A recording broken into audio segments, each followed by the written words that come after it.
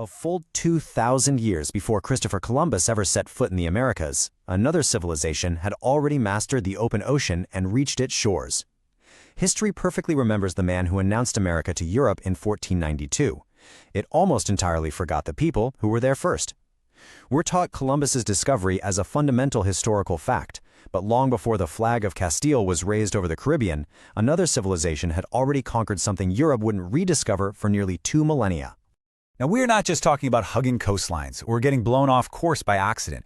We're talking about deliberate, systematic, intercontinental navigation across oceans that most ancient people thought were literally the edge of the world. The Phoenicians, the master merchants of Tyre, Sidon, Byblos, and eventually Carthage, were hands down the greatest navigators of antiquity.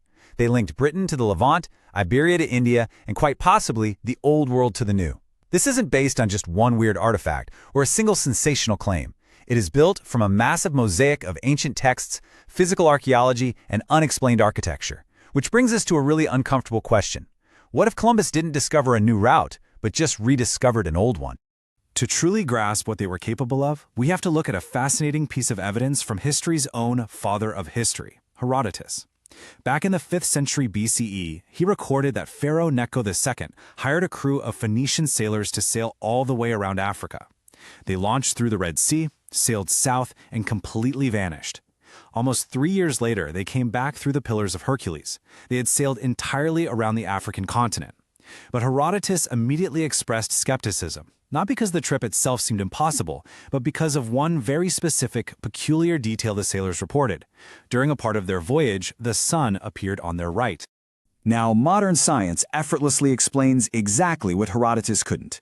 When you are south of the equator and you're sailing west, the midday sun actually appears to the north, which is exactly where the Phoenician sailors said it was. The very detail that made Herodotus think they were lying is actually the ultimate proof that they were telling the truth.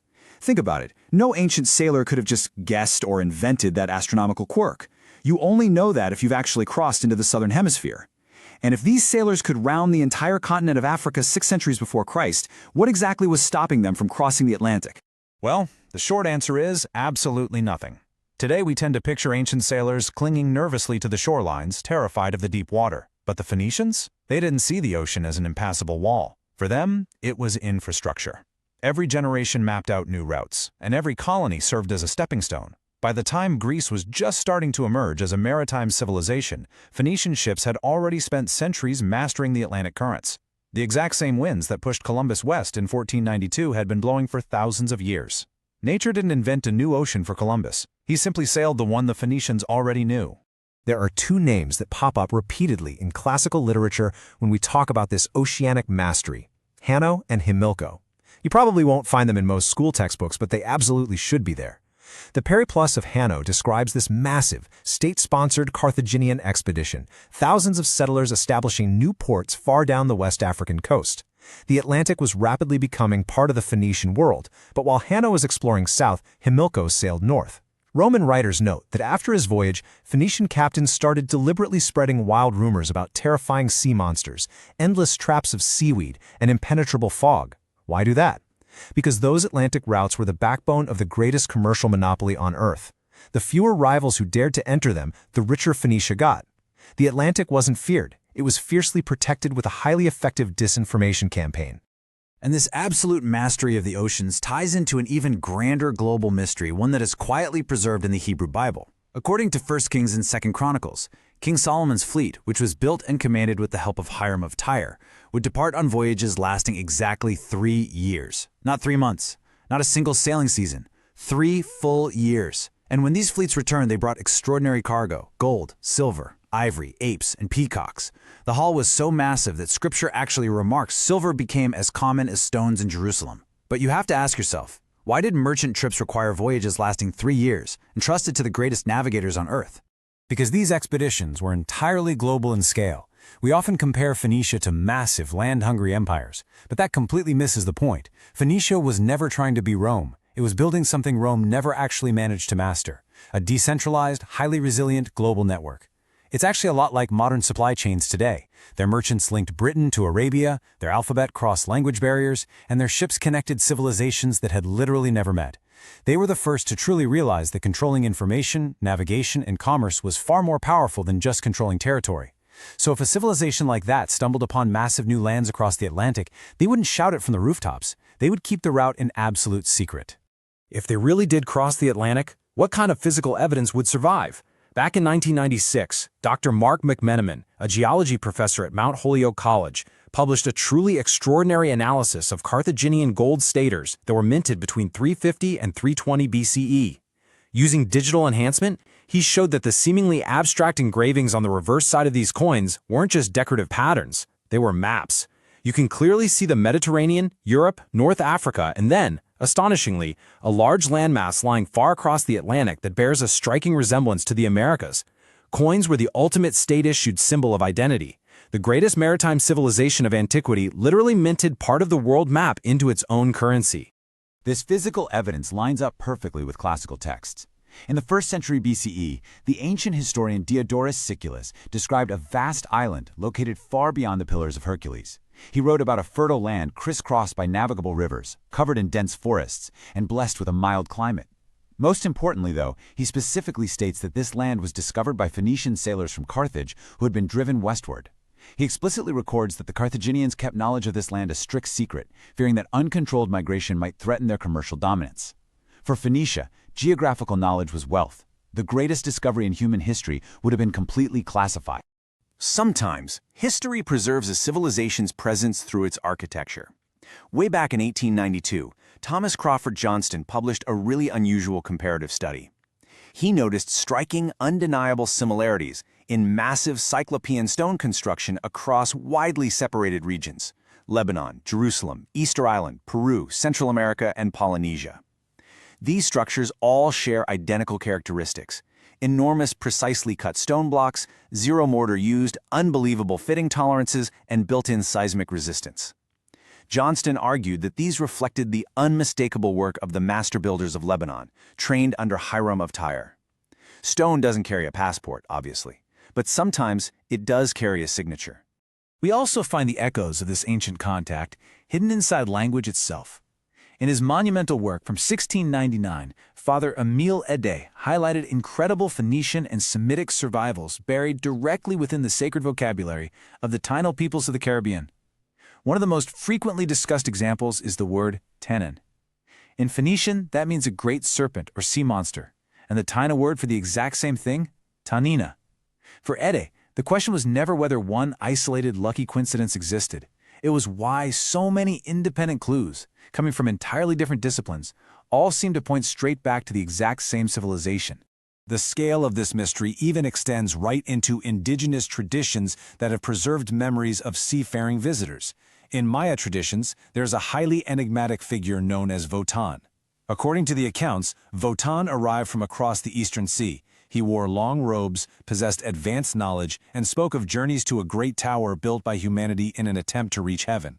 That description perfectly mirrors the Tower of Babel, which is one of the oldest narratives preserved in Near Eastern tradition. Sometimes what we call myth is simply history viewed through centuries of storytelling. Now, skeptics inevitably raise the exact same objection. Ancient ships just couldn't survive an Atlantic crossing. But history has actually answered that question definitively. In 2019, British explorer Philip Beale built a full-scale replica of a Phoenician merchant vessel using only ancient construction methods. He sailed it from Carthage all the way to Santo Domingo. He used only the wind, the stars, ocean currents, and a ship built strictly to an ancient Phoenician design. And the voyage was a complete success. It proved they absolutely possessed the capability to make the crossing. Just like that, one of the strongest objections completely disappears. So if they could do it, and if they did do it, why didn't they tell the rest of the world? Well, because they were merchants before they were empire builders, and a smart merchant never publishes the location of his richest market. He protects it. The Roman writer Strabo tells this amazing story of a Phoenician captain who deliberately ran his own ship straight aground onto a shoal just to prevent the Roman competitors trailing him from discovering his highly profitable Atlantic trade routes. The cargo was lost, the ship was lost, but the route remained a secret. To a modern reader, that sounds extreme. To a Phoenician merchant, it was just good business. There is, however, a much darker reason why the evidence we do have appears so fragmented. Rome won. When Carthage finally fell in 146 BCE, it was systematically destroyed. Its libraries disappeared. Its vast archives completely vanished. The historical record of the civilization was deliberately and almost entirely erased. Just imagine trying to reconstruct the modern world after burning down every library in Europe and deleting every single digital archive. That is essentially what happened to Punic civilization. We are reconstructing an entire world from the ashes. The remarkable thing isn't how little evidence remains, but how much still survives. History rarely hands us absolute certainty. It offers probability built from independent evidence. Now just look at these fragments when you put them all together. We have the successful circumnavigation of Africa, deliberate, fiercely protected Atlantic monopolies, mysterious 3-year biblical voyages, classical texts detailing a secret, fertile western land, global maps stamped onto ancient coins, matching architectural signatures scattered across oceans, linguistic parallels in the Caribbean, indigenous Maya traditions of robed Eastern voyagers, and a modern, fully replicated crossing.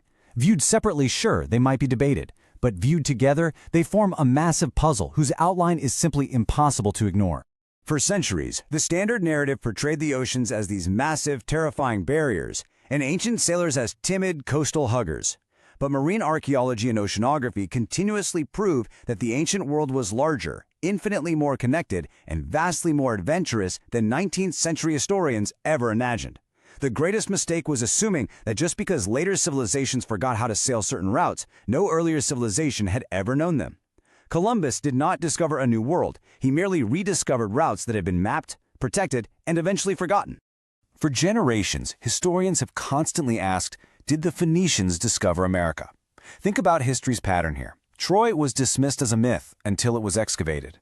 The Hittites were considered purely fictional until their massive capital was found.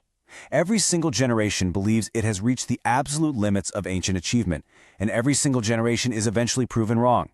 None of these pieces alone closes the case for the Phoenicians, but together they demand that this case remain firmly, undoubtedly open. For over 2,000 years, history has remembered the Phoenicians for their alphabet, their purple dye, their cedar, and their ships.